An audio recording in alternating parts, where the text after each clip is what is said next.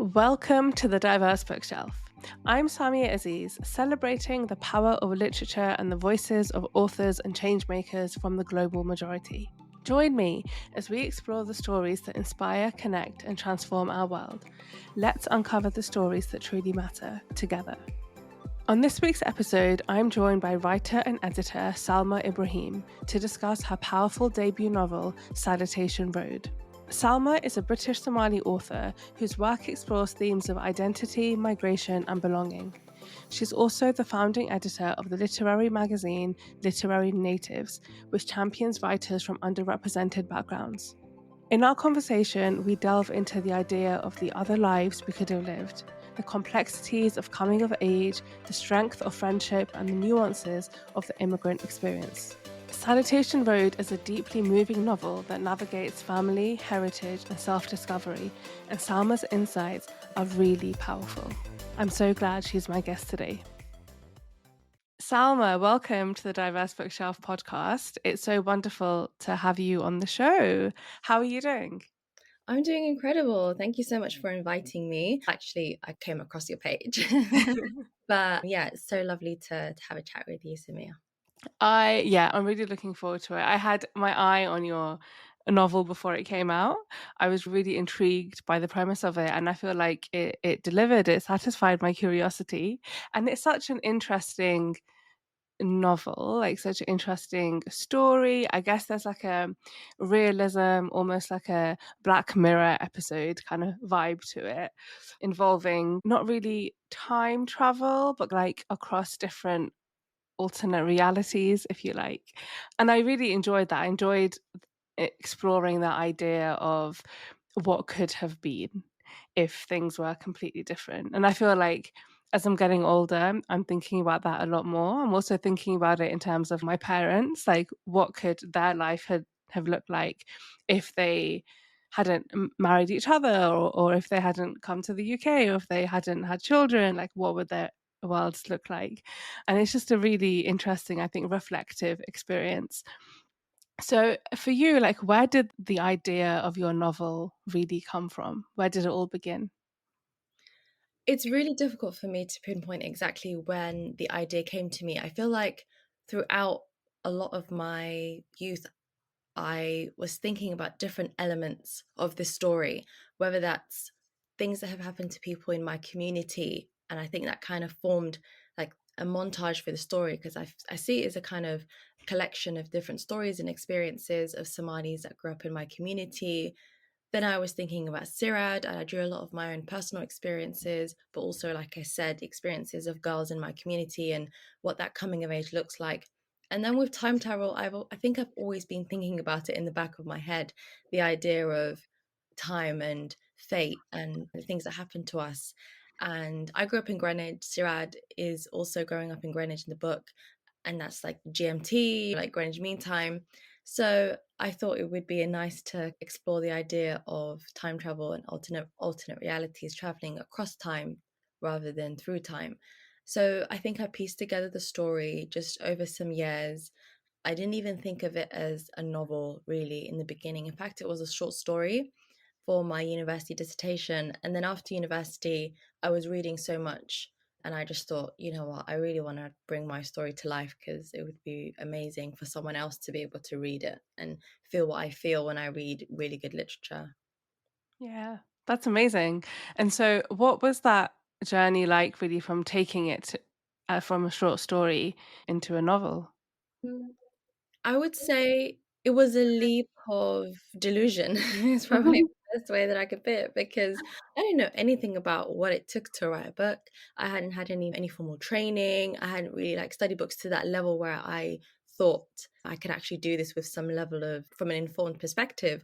I just liked the idea of having a nice book in my hands and that's simply it. And I thought they don't get all these other writers, it's not like they have two brains. I think I could figure it out. I started to do some research, came across some really good resources, and they were more like inspiration rather than like craft, teaching about craft.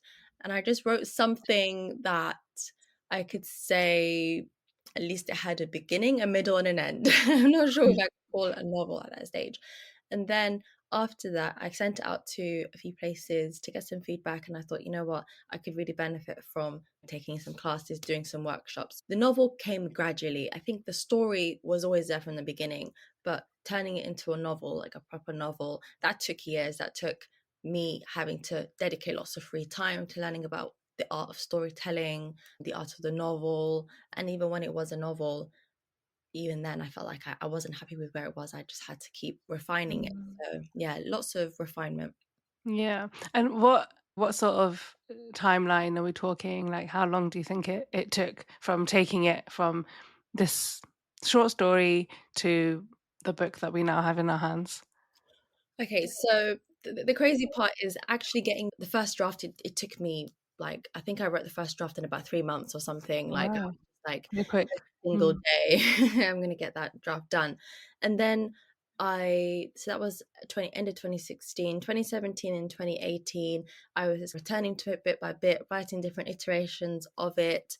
Then unfortunately 2019, 2020, and even part of 2021, I didn't do a lot of work on it other than sending little excerpts of the book to a critical writing group that I was in. So at that time, I'd entered the London Writers Awards, and it's an award in a program where you get put into different groups and you get to give each other critical feedback on a book. So I was just seeking feedback in that class, but truthfully, at the same time, I wasn't really developing the story. I wasn't sending it out as much as I wanted to.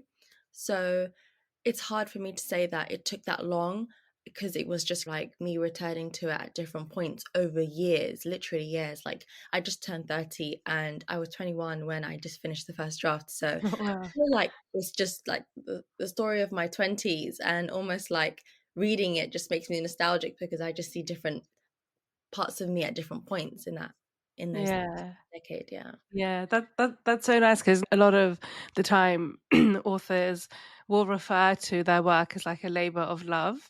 And Mm. so that doesn't always mean that like you sit down and you do it all in one go, but it does also reflect this how it's something that happens over time sometimes. And it doesn't mean that you're constantly writing it for 9 years or however long it's been, but just this idea that you never let it go and it was still there somehow. And eventually it's come to this thing. And I think we live in an age where we're looking so much for instant gratification. Like we get frustrated when Netflix release episodes of a series in 2 or 3 parts. Like we want it instantly, but that's not often how it works with That's writing a novel. Yeah. yeah, that's such a good point. I think it's probably one of the greatest lessons of how to really compound small bits of effort over the years to get what's truly worth it at the end. I Mm, really learned a lot about myself. There was a lot of inner work that was happening whilst I was writing my debut novel. And I knew it would be that. I just had the feeling from the beginning that it wouldn't be a straightforward journey. And just because it took, what, 8 years, because the announcement happened in 2023, it took around that time for me to actually announce that I'm getting published. Doesn't mean that's how long the book itself took, but I think mm, the kind of unlearning about what it takes to become a success took the longest, because mm. I was delusional at the beginning. I did think I could write. I could just, yeah, I'm just gonna bang this out in the summer after uni, and I'll probably do a few rounds of edits, but I'll probably get an agent by then. No, it's not like that. And lots of writers out there right now talk about their publishing journey, but that's not the stuff that makes the headlines. It's just the oh, this person's got a three book deal, or they've got like a six-figure deal, or they're instant success, or like their young debut. You don't see the behind the scenes. So much more complicated than that. Yeah, absolutely. Absolutely. And so you've already mentioned that the book was inspired by so many of your own experiences and things that you'd seen in your community. And I just wondered if you could delve into that a little bit. So, what exactly, what parts of your own experiences, especially those around identity and belonging, informed Salutation Road? I would definitely say the feelings of Sirad, especially at that beginning, that sense of what is my place in this world, especially in Greenwich, Mm, like where do I fit in? Who was that? Who am I meant to be? And what were the roads not taken? She has this great sense of frustration around that, and I can definitely say at parts of the my early 20s, I definitely felt that sense of frustration. Oh, we've only done this differently. We've only done that. Obviously, me and Sarah had lived completely different lives. Like, Sarah didn't get a chance to go to university. She grew up in a single parent household. I didn't grow up like that. So it's very much a case of me looking at the experiences of my community that people have grown up. Some people have grown up in single parent households because of migration, because of just different family patterns. Some people haven't had the chance to go to university. Some people have experienced having to become carers and things like that.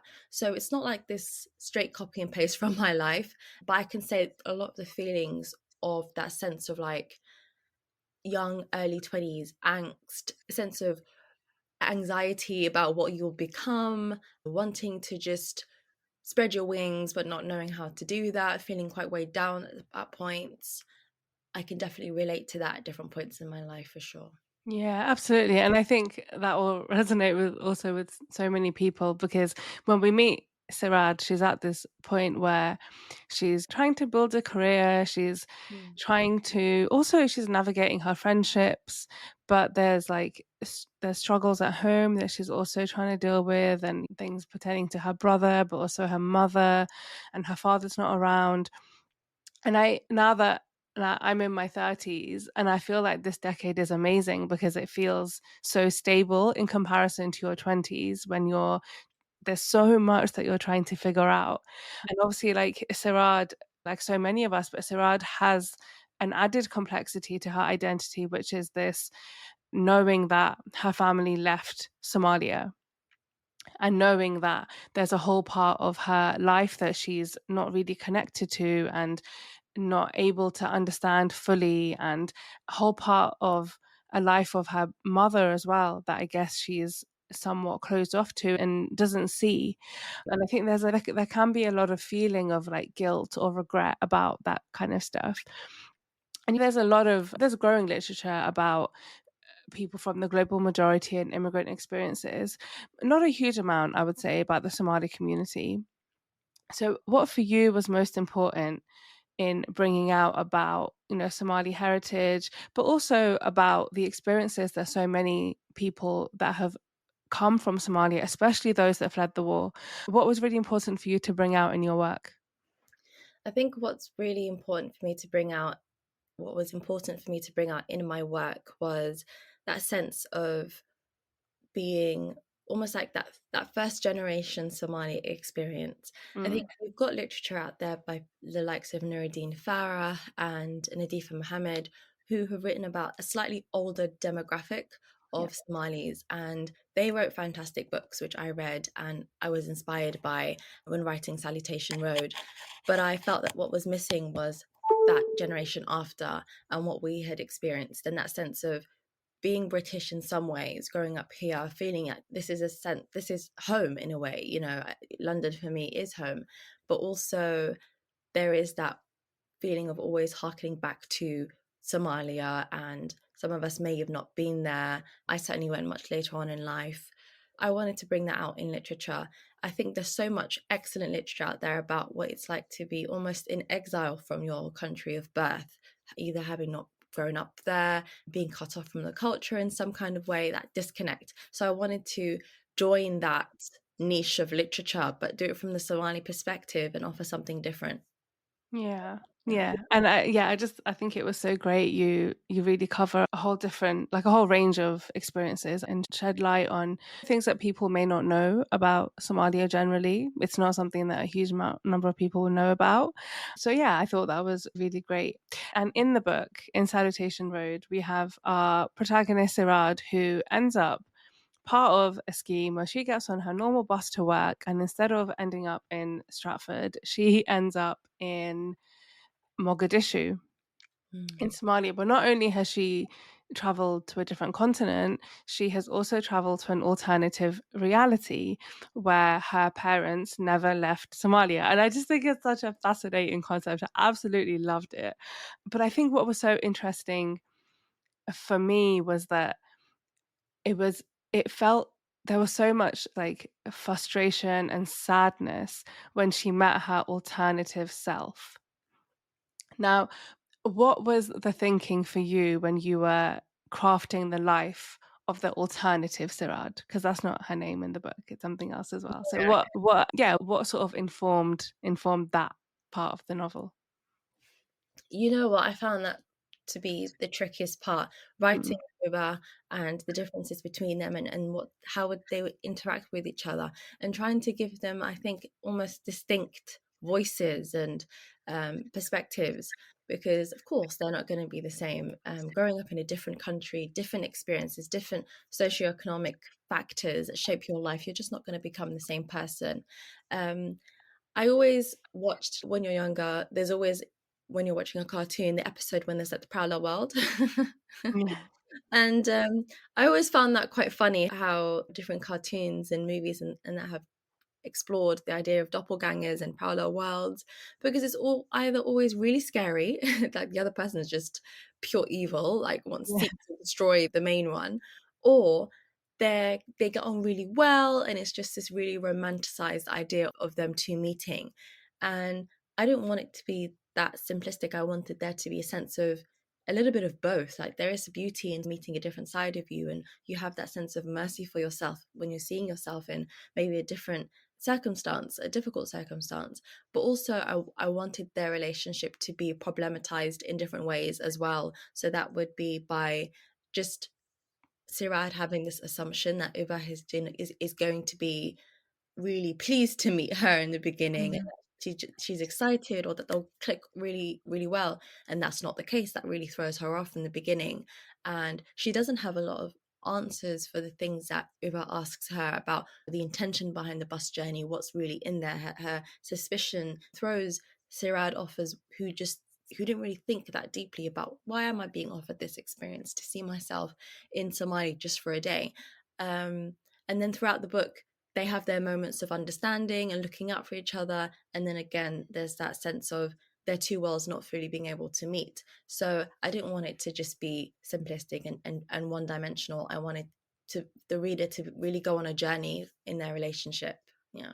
Yeah, and I thought that the sort of suspicion that Uber had of the whole bus journey.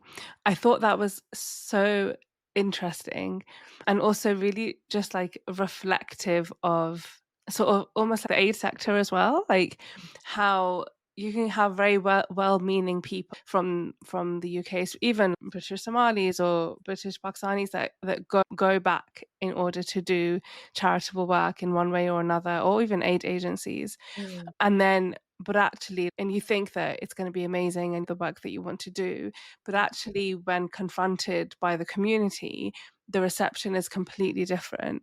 And I just thought that was so interesting. And I know that you also work in the aid sector, and I wondered if that experience had informed some of that as well. And you know what's interesting? I do work in the development sector, and it's mainly around children. I actually work at, actually, maybe I shouldn't say where I work exactly, but it's not hard to find where I work. And I'm really proud of the work that I do. But interestingly enough, at the time when I was querying this book and sending out, I just joined this job. So Mm. I think I was like at a point with Salutation Road where I didn't know whether I would even get a book deal for this. I think I even started to write something else. And I like the idea of not making it the main theme, but exploring the idea of kind of that Western development gaze on Somalia, where it's, oh, this is such a great piece of research, where just, Yeah. you know, pages on in an essay, or just photos, or just a child's story, or just, and I wanted to tackle that in the book a little bit in a different type of way. So you see me exploring it through the character Rosie, who's like, she's going to Uganda, she's going to Africa, she's going to do some great work and everything. And then Sirad is there. The country represents so much more for me. How come I haven't had that same access? And then you see, of course, the actual the I guess the structure behind the alternate realities is like a university research group, and they're just like, we're doing this for research, for giving you guys some enlightenment, maybe it's going to be healing for you. They don't understand, or they don't at least explicitly come clean about how complicated that's going to be for someone like Sarah just to go to visit one day and come back, because we don't have that relationship with our communities back home. It's not just a case of we visit and then we come back. There are certainly different levels of like enmeshment with the lives of people there, and sometimes families here may support people back there, or we may visit and have a whole different part of our lives there. Yeah, I wanted to get readers to explore and think about the way that, yeah, we view, quote unquote, the global south. Yeah. Yeah, yeah. I found it so interesting. Obviously, because it's not a like a massive part of the book, but I think for me, obviously, but the experience in the development sector also, but just generally, there are so many like short-term volunteering opportunities that are offered, especially to young people, Mm. to go and spend a week or 2 weeks volunteering in X, Y, Z country. But actually, it's so there's so much, I think, safeguarding issues, but like just other issues in terms of like how the community will be impacted, what happens if you go and you make a like a bond with a child, for example, Mm. and you're going to leave and never return. Mm. Like whatever we do, like we nothing is left untouched, right? Like you change the place that you visit and you change yourself as well. Yeah. But also I think something that came up was when because Sirad wasn't the only person to go on this bus. And when they come back and there's like a meeting where they meet, and everybody is deeply struggling with this experience because not only have they seen so much, which has opened up like a whole can of worms in their mind, and they can't tell anybody about it, but also they can't go back. And there's like even more questions. And I also feel like one of the things that I think that the development sector does need to do better is also mental health support for its workers that do travel abroad. Because when you come back, regardless of whether or not you had a connection to that country before, you have learned so much and you have met so many people that you often need support to process some of what you've gone through and to be able to understand, okay, what does this now mean for me and what can I now do? But I think that the sector is not that great at offering that kind of support. And so I thought that was another element that I just found really interesting. Yeah. And I'd even go as far as saying that we don't have almost like a culture of understanding what it is to go to these some of these places and then Yeah. come back. Like, what are we coming back with, and Yeah. why are we going in the first place? What we're hoping to achieve. Just this year, we had numerous aid workers in Gaza who were killed in that genocide, and Mm. we don't talk about them as not on the scale that if it was just a regular civilian. So we do become part of those contexts when we go there, and to what end is definitely something that we need to do a bit of an inquiry on. Yeah. Yeah, absolutely. And so obviously the book has this element of this like of realism, I guess is the right word to describe it. How did you balance, I think, getting this realism element into a story that is still rooted in our reality and our modern day and a community in the UK that's and also in Somalia that's very real? How did you manage the two? Yeah, that was honestly one of the toughest parts because you've got like you said, the main reality. There's a lot of realism in there in terms of talking about and exploring and weaving in those kind of social discussions in the book. And they're very real experiences that people have lived through. And then there's the almost like the magical realism part of the book, which I just really wanted to play with and I found really fun to write. But in both worlds, there has to be a level of realism, even in the alternate reality. Like the reader has to almost believe in the system of how this alternate reality travel thing works. And that took a lot of time. It's quite a challenge to do that because how do you get someone to believe in something that ultimately doesn't exist?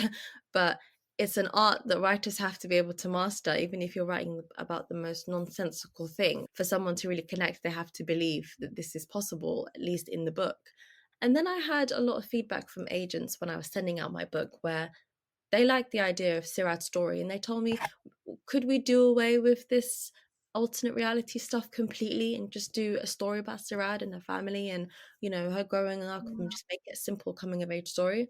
And I didn't even think about that, agreeing to that even for a second, because for me, I grew up reading fantasy and folklore and things like that. And my parents also told me stories growing up about these kind of silly occurrences. And I always believed it because of the storytelling, and I always found them to be really good examples of storytelling. And I read a lot of Japanese literature, for example, where they're always blending this line between what's surreal and what's make believe, and they do it so well. And I still really enjoy the books. I had to think to myself, how important is it to me? And the answer was, it was very important for me to have the alternate world, because I do want to be someone who, through fiction, can make people implore on even the most serious things while still having fun with the form of a story. Because I think that's the art of it. That's what makes it literature, isn't it? When you're able to do things like that, you're able to push the limits of what's possible in a book. So I found myself telling these agents, I think that's really important to my story, and we weren't a good fit for each other ultimately. And it took me a while to find someone who could appreciate and understand what I was trying to do with the alternate reality kind of structure. That's so interesting and sad as well, but very interesting because obviously there are some fantasy writers who are from the global majority, but still largely, I would say, not. And I think there is a pressure on writers, people of color, to tell a certain kind of story in a certain kind of way. Mm, And this very much like person centric or family centric story, which you will always get asked how much of this is based on your own life, is it part memoir, all of those sort of things. I feel like there is still this expectation to present our experiences and our views and opinions in a certain way. And I really love that actually you wanted to challenge that and to push those boundaries because yeah, why not? You're still telling a really important story, writing about really important experiences, and you're doing it in a way that is really intelligent and really quite clever, and may not be the way that most stories like this are told, because fundamentally this is a coming of age story that involves a family. But it's, yeah, I really love that for you. And yeah, I do think that there's just so much pressure on writers of color to be writing still in a certain way. 100%. I think there's a lot imposed on us about how we write, the way, the structure in which we write and things. And yeah, I completely want to reject this idea that we should be put into a box. 100%. Yeah. So Sarad is also navigating her friendships throughout the book. And she is struggling with her friend Rosie, who you've mentioned is going off to Uganda for some like life-changing experience where she's going to go and do some kind of project. Um, but she also has this friendship with the librarian, which I think ultimately is the thing that helps her and saves her in so many ways. And I really enjoy reading about stories and reading about a friendship and looking back at my life. I think that in my early 20s, that was when my friendships were most unstable because you've just graduated and you've, especially like I lived away for university. And so it felt like my university friendships were very intense because you're around each other so much. And then you come back home and you're scattered all over the country and all over the world. And also, I think that it's a real test about whether or not your friendship is going to survive in the quote unquote real world. I feel like my early 20s was the most unstable with in terms of friendship. I didn't know really who was my friend. I There were people that when I left university I was sure I was going to stay friends with and I haven't spoken to for over 10 years. So Yeah. it's so strange. But I think ultimately friendships are so incredibly important, especially like for women. Female friendships I think are the best.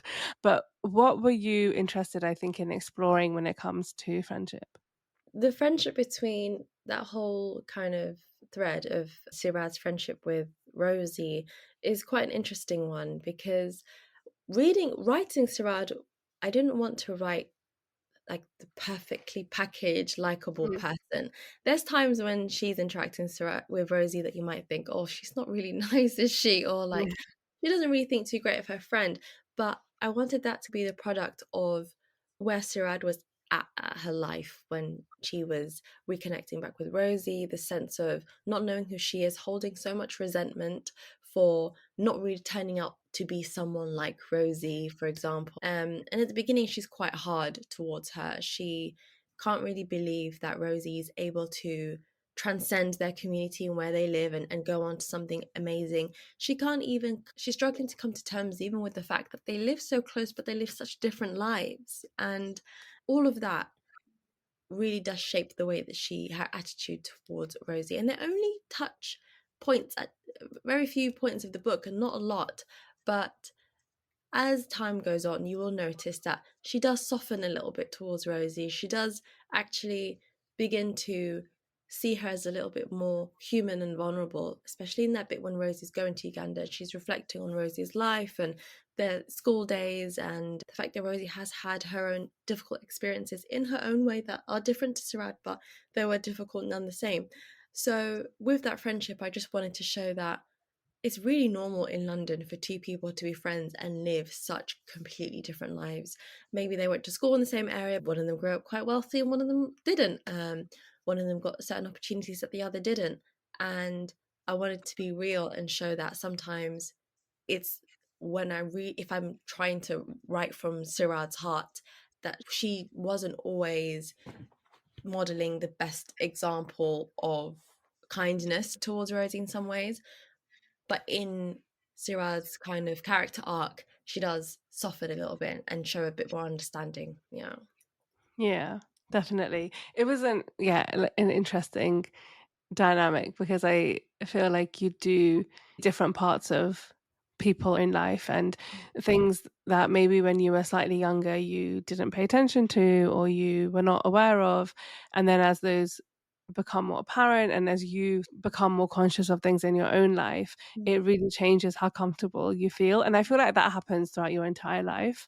And I think world events and things can also impact. Like I know, for example, there's a lot of people who've been saying that ever since everything's been happening in Gaza, I feel like I don't know my friends anymore because they're not interested in what's going on or they've been saying really problematic things. And Mm. I just think, oh wow, that's so fascinating because you've known these people for years, but you had no idea that actually that they have these really problematic views or they're just like not interested in something as important as Gaza is what's been happening in Gaza. And but yeah, I feel like there's so many things that can impact how you relate to other people and also how you are able to create space for them or not. And sometimes you do have to walk away from friendships that you feel like you can't that are not serving you and that you cannot be a good friend in. But it was interesting to see, I think, Sarad's development around that as well.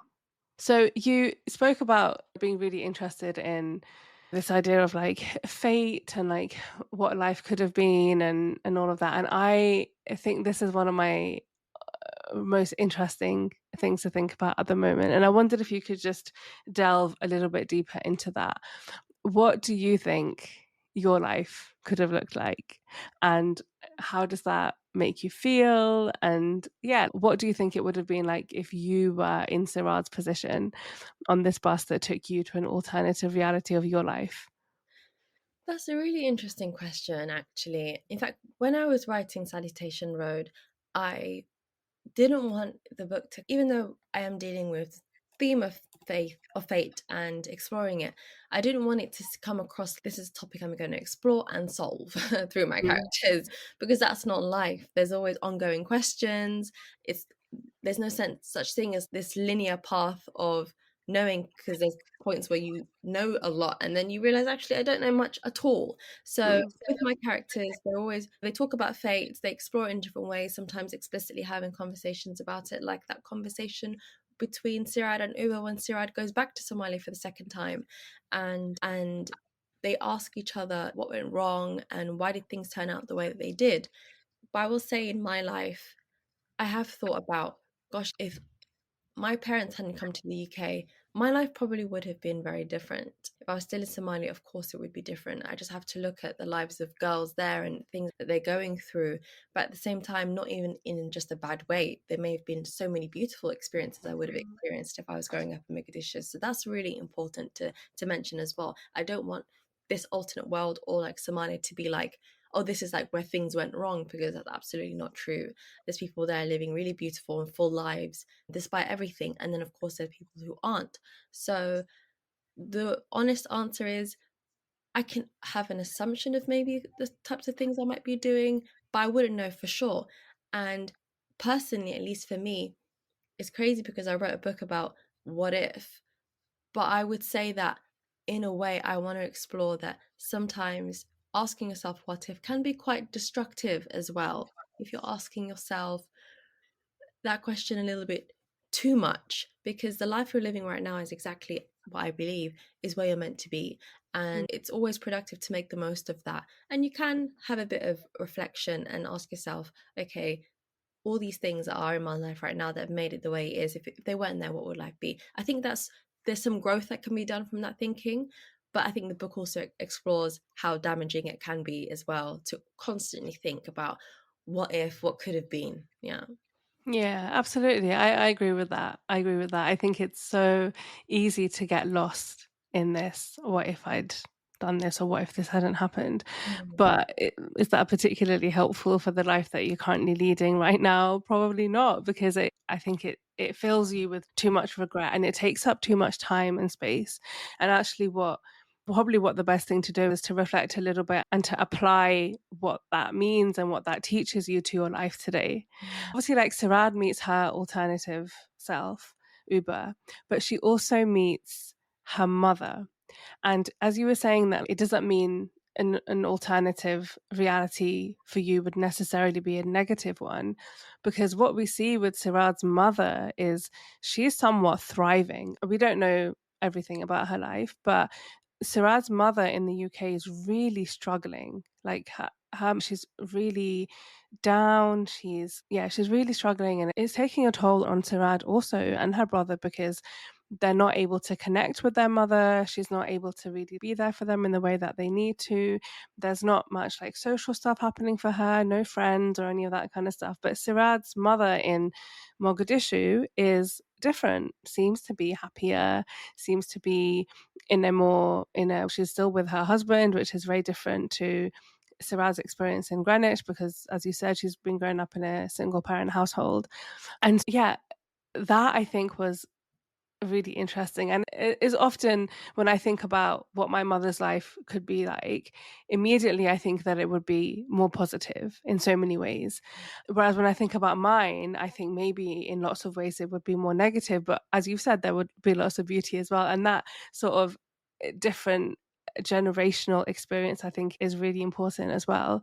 But I think that was the thing that made me the most sad, was that we could see Sirad's mother still struggling so much here. And I know, I guess, like the point of that was to reflect on how difficult the immigrant experience is compared to being able to live in the place that you've called home. And I think that's the other thing, isn't it? Is being able to live in the place that you've called home. So many people, millions and millions around the world, are forced to leave. It's not a choice. How many people would want to leave where they call home?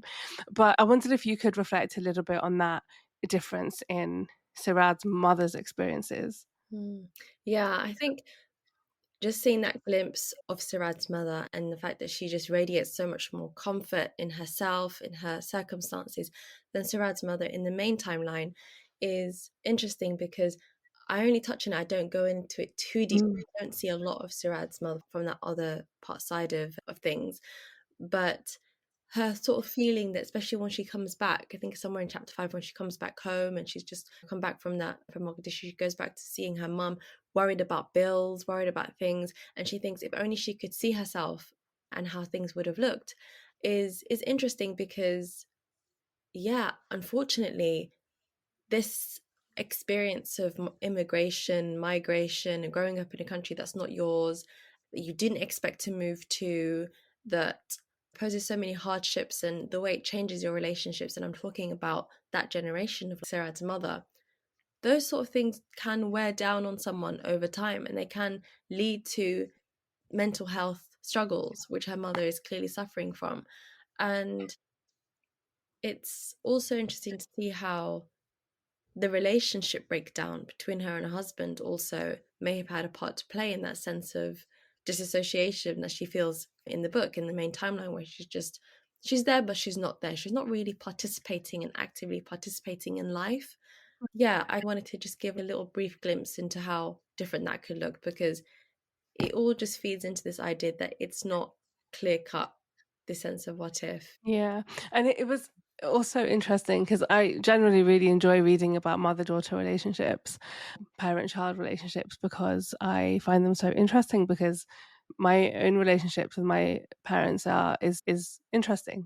It's not static, it's Mm, changed over time, it's great sometimes and not great other times. There's a lot of beauty there, but also a lot of struggle. mm, And what we see in the main timeline is there is a breakdown of communication between Sirad and her mother. mm, But in the alternative reality, there is also a breakdown of communication between Uber and her mother, mm, and it's different. It is almost like a different end of the same spectrum, but it's just very different. And yeah, and what were you really interested in exploring when it comes to that mother-child relationship? Because it was so fascinating, I think, to see the struggle so differently. mm. Yeah, I understand. And you know what? I think that one of the biggest parts of that 20s to 30s coming of age, which the book spans, is definitely how relationships can change. With mother daughters, relationships really go through quite an evolution in that decade. It's not the same for everyone, but certainly I think with that generational, like the immigrant first gen experience with someone like Sirad and her mother, it's massive because her mother has experiences of girlhood and what womanhood is when she was back in Somalia. So she has certain ideals that maybe Sirad doesn't understand or quite Mm. can't quite meet those expectations. There is a sense of parentification there as well with Sirad, and it's not intentional from her mother's side. She just is going through a hard time, and that's put Sirad in the position where she almost has to mother everyone herself. You see that beginning where she's making food for her mom, she's making sure that she's sleeping well, she's checking what she's been told to check on her brother and like almost be the authoritative figure. And you call him and you make sure he's good and he's studying and everything. Almost like she's now becoming responsible for her little brother. So she's being parentified, and it's not coming from a place of like cruelty. Of course, her mother just perhaps felt that she didn't have much of a choice. Her mother also doesn't have a huge community either. I think she has just one aunt and a sister that comes over every now and then. But even that sister, that aunt herself, she's got a bit of a complicated relationship with Sirad because she's constantly Yeah. comparing her and picking her apart and things like that. So there's a lot of intergenerational, I want to call it trauma, but there's intergenerational challenges and struggles there that's shown in the relationship between the mothers and even with Uba and her own mother, them growing up in the same country. And, you know, they said they give her everything, they're really gentle towards her. But I think it's probably just the hallmark of becoming a woman. That relationship can go through its own struggles, that mother daughter relationship. Yeah.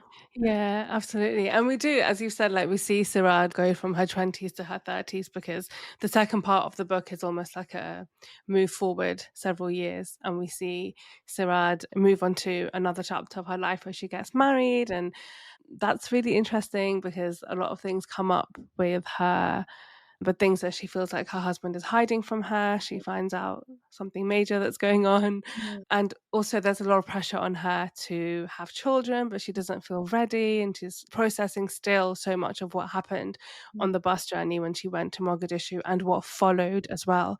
Why did you decide to have this sort of like second part so many years later? Why did you decide to have Sirad grow up rather than have just a continuation of those few years of her life? mm. I think the with the book, I really want to explore this idea of someone making mistakes and doing whatever they can to kind of overcome those mistakes, but not always in the best way. So Mm, in that gap when we have that this time lapse where suddenly Sirad has moved, she's moved to a new home, she's married now, and she's telling us about that relationship with her husband. And we get this in the beginning, we're thinking, oh great, so she's found her happy ending, maybe she's found that love and that support that she's looking for, the sense of someone who's caring for her, she's got the job that she's wanted, oh she lives in Blackheath as well now, which she's always wanted to live in, how great. But then we realized actually her trying to move on from what happened and what she did is more of a sense of her trying to escape. She's actually escaping and just kind of pushing things under the rug, trying not to think about it. And a lot of the time we get the sense that she's running away from who she used to be, which is a tough thing to see as well. So I wanted to put that that gap and move it on from Sarad in her 30s, because I also want to explore the idea of, as a first gen immigrants, a lot of us, we're trying it out for the first time, and we're going into adulthood in a community where there's so much, I would say, self-fulfilling prophecies. This idea that certain groups are underachievers, or there's no place for them in certain industries, or it's going to be really hard for them to move out and find a good place to live. There's a lot of negative assumptions out there in the world. But Sirad she's got this she's a bit of a fighter in her personality, where she's, yeah, that job that I had was really tough and I hated it and I felt really unfulfilled. But now, years later, you can see that she's actually really broken a lot of glass ceilings, Mhm. and she's really progressed. And then also, you've got that space of the library, and I wanted to explore what was back then and what is now. Those third spaces are being lost, and Yeah. Greenwich is changing, and there's that conversation about gentrification, where suddenly she can't really recognize this space anymore. So I felt that time lapse was important. Also, at the beginning of the book, it was 2016. It was like Brexit referendum summer. There was a lot going on politically at that time. And there was a lot of conversations about migration and immigration and things like that. And then years later, I wanted to see, yeah, what changed in Sarad's life, what changed in her community and the structure of it, and just, yeah, have a conversation about that. Yeah, and I think it gave the opportunity to explore different parts of identity and experiences that maybe the younger Sirad wouldn't have explored. Obviously, like, she did get married very happily. There were challenges, of course, but she seemed to be happy with her decision, and we there were glimpses that, like, this was actually really great. But she was struggling with the pressure that was being put on her to have children, and I think some of that was because of all the trauma and the sort of regret that she had regarding her situation with the travel to Somalia. But I found that interesting, the decision to explore her not really wanting or not feeling ready to have children. What was behind including that in the story? I think it's quite a poignant conversation that a lot of people are having, especially in like my generation, my age group. A lot of 30 something women are asking themselves about, they're making more informed choices either way, whether they're choosing to have children or not. And I think what makes it informed is they're looking back. They're looking back at their own upbringing. They're looking back at what childhood meant for them. They're asking themselves, what would how could they be, if they were to become parents, how could they be parents that raise children who are well adjusted? How can they prevent maybe certain difficulties or traumas being passed down onto that children? I think we're more aware now, as with more like scientific research and things, about how trauma can be sometimes hereditary. And Mm, Sirad also wonders as well about that. She also asks herself, what does it take to become a mother? Maybe one that she needed, if she's still running away from who she is, if she's still not quite comfortable about her place in the world, if she still sees herself as a bit of a monster because of what she did to Iba, how can she then, feeling that way about herself, go into parenthood? She's not quite sure. mm. She feels like maybe some more healing needs to be done. Yeah, absolutely. It was super interesting, and in some ways, you could almost read the two sections as two separate small stories. You would have to know a little bit about what happened in the first one, but I quite liked that. I thought it was quite interesting because we just saw such a difference in her life, and so suddenly as well, it wasn't like a slow transition, which we sometimes have with stories that are intergenerational or that pass decades over time. And I know that you've written and spoken previously about writer's block. How have you overcome that in your own experience as a writer? Yeah. Honestly, I can't even say I've overcome it. Mhm. I can't even say I've overcome it right now as I speak. Book two was due a little while ago, and I'm nowhere near finished. And Uh, I just want to be real about that, because I'm not a perfectly disciplined and dedicated writer. I think I have shown a lot of discipline at times. There were definitely times when I was writing and that's all I was doing. I was just in that story. I was just like sleeping, eating, writing. And that was tough on a lot of relationships in my life because obviously I'm coming home, I'm working, and then I'm just straight to writing. There was periods of that. And then there were times when I had what maybe you could call writer's block, where I couldn't really bring myself to put pen to paper no matter what, no matter how inspired I felt, no matter how many different things I thought of about the book, I just couldn't put my pen to paper. And over the years, I've just grown to embrace that. There are times when you really, it's not a writing season, it's probably more of a thinking season. It's a Mm. living season. Like you just have to live through some things. Maybe it's a subconscious way of your mind saying you're not quite ready to let these thoughts flow. You need to just enjoy life a little bit, sit, read more, maybe do things that keeps you staying inspired still. And I think that still counts as work. Not all writing is literally just putting to pen to paper. I think that's part is, for me, probably the easiest part. The hardest part is all the other stuff that happens around it. Having to listen to myself, reading other works I'm inspired by, going out, actually getting out of the house and living life, because I'm not going to be a good writer if I'm just sitting inside all day. I embrace moments of writer's block, but when it's time to lock in, I am locked in. Like maybe it takes a deadline, maybe it takes a little email chase up to be like, okay, are you going to send that over? And I'm just like, okay. And then I can really just really zero in on what I'm trying to do. And it's Mm. almost this really mysterious process of suddenly all this, the floodgates are open and I'm able to write. And it's such a beautiful thing. Yeah. Yeah. Oh, that sounds really great. And you have mentioned book two. Is book two a continuation of this story or is it something completely different? Yeah, it's completely different. It's not a continuation of the story. But I would say people who liked Salutation Road would also love this because, yeah, we've got lots of, there's that existentialism that I love. Mhm. There's relationships and there's that sense of immediacy. So yeah, people who like Salutation Road will love the second one when it's That ready. when it's ready. That sounds super exciting. But Salma, thank you so much. It's been such a pleasure to speak to you on the show today. And I can't wait for more people to pick up Salutation Road. Thank you. Thanks so much. It was such a pleasure to talk to you. It was really fun. Thank you so much. I hope you loved listening to this episode and found things that will stay with you. I'd love to hear from you, so please do reach out on social media and don't forget to like, subscribe, and leave a review as it can really help.